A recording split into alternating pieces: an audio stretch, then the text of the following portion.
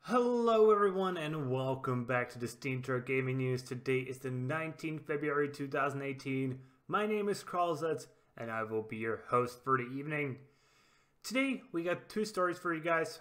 First, we're going to talk about a game which offers a Bitcoin if you manage to be the first person to ever beat it. And secondly, we're going to talk about the potentiality of keyboard and mice coming to the Xbox. But let's start with the thing that will interest the vast majority of viewers. How can you win 1 Bitcoin, which is equal to about $10,000 at this moment? Let me actually check the current price. That should be pretty quick. Yeah, I think it's maybe even around 11,000 if I'm not mistaken. But there's this game called Monte Crypto, the Bitcoin Enigma. And it's going to release in about, well, 20 hours from now, to be honest. Yeah, and Bitcoin is at $11,152, and that is the price if you will be the first person to solve its mystery. That is certainly an enticing proposal, especially if you consider the game costs only $2 to buy on Steam. Well, it will cost once it releases. And there are a few interesting things. So, first of all, the puzzle in the game is taking some inspiration from On the Trail of the Golden Owl, which is a treasure hunting book that was released in 1993 and has still not been solved to this very day. So you might think, okay, this isn't going to be as easy as I thought right now. But for $2, it's certainly worth a shot. I'm pretty sure I will at least try the game to see whether the game is worth anything on its own, though I doubt I will be the person who would win that 1 Bitcoin, though it would be a nice bonus for that review. Another interesting thing is that the developers, which are called Jim Rose Accent, which is a small new studio, they have decided to keep their identities secret until there is somebody who beats the game. Interesting stuff, and highly, I will certainly keep a look at this game to see how long it will take for somebody to actually beat the puzzle. My personal guess is about 12 hours. It's the internet. The internet is, well, somewhat different than a treasure hunting book, as you might imagine. On top of that, the game will have an interesting mechanic where you will actually be able to leave notes for other players. I'm pretty sure that about half of the notes will be just bullshit, because people will try to make the game harder for you because, well, I want that Bitcoin and you will not have it, I will have it. Then there will be a second half of people who will be like, yeah, sure, let's actually try to solve this mystery. And so it will be really up to you if you buy this and try to solve it, whether you will take a look at these notes and whether you will listen to them. A cool thing would be if the people who actually don't want others to succeed, if they actually banded together to leave notes consistently, you know, so there would be like 50 of the same note that was saying go left, and there would be 50 of the same note saying go right, because there would be two groups of people. Certainly an interesting game on its own. It's a puzzle adventure game, first person, and again, it's going to release in about 20 hours on Steam for just $2.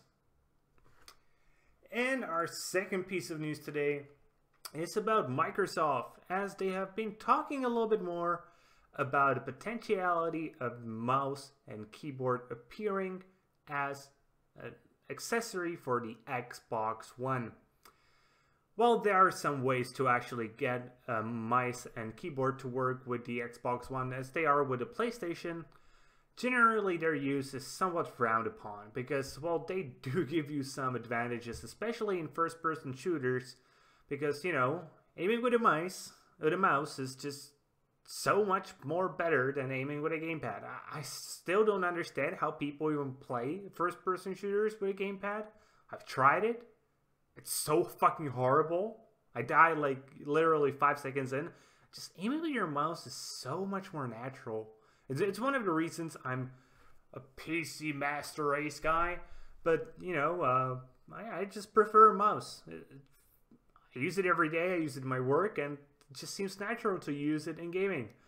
The only thing that I think could replace it for me would be some good VR controllers that you would actually aim with. But even there, I'm pretty sure I would be much worse than with a mouse, because the amount of movements and the precision I can achieve with a mouse is totally unparalleled with what can I do with my whole hand. Like, take any pro, let's say Counter-Strike player, have them say, line them 10 people and say you have to headshot them within 10 seconds. It would be like, sure. What else do you got?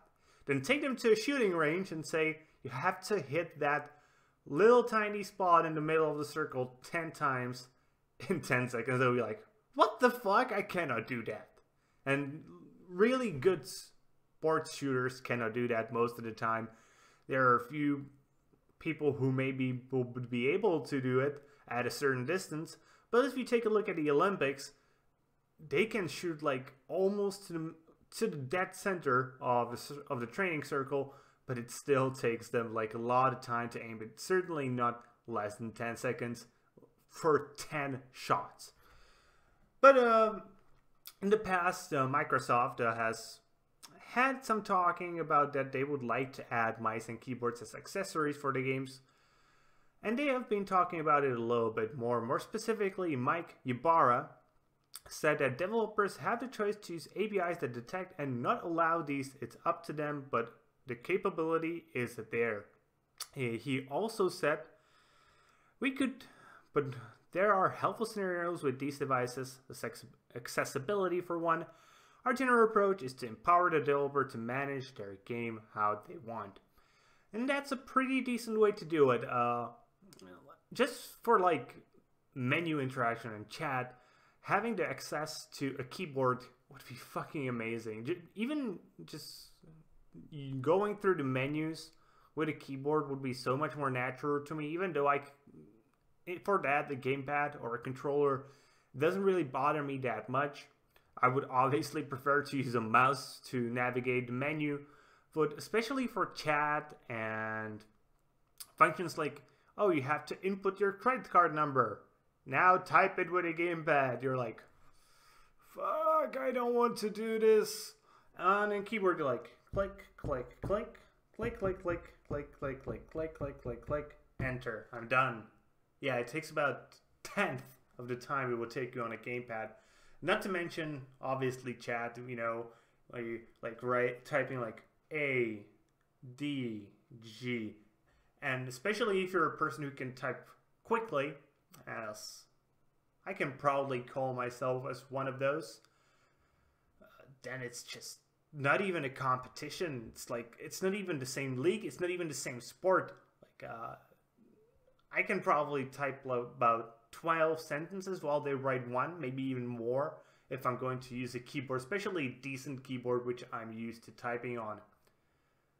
So, that's going to be it for today, guys. I hope you enjoyed today's video. If you did, please consider giving us a thumbs up here on YouTube and subscribing to our channel. If you're watching this on Steam, maybe you want to give us an upvote and follow our blog.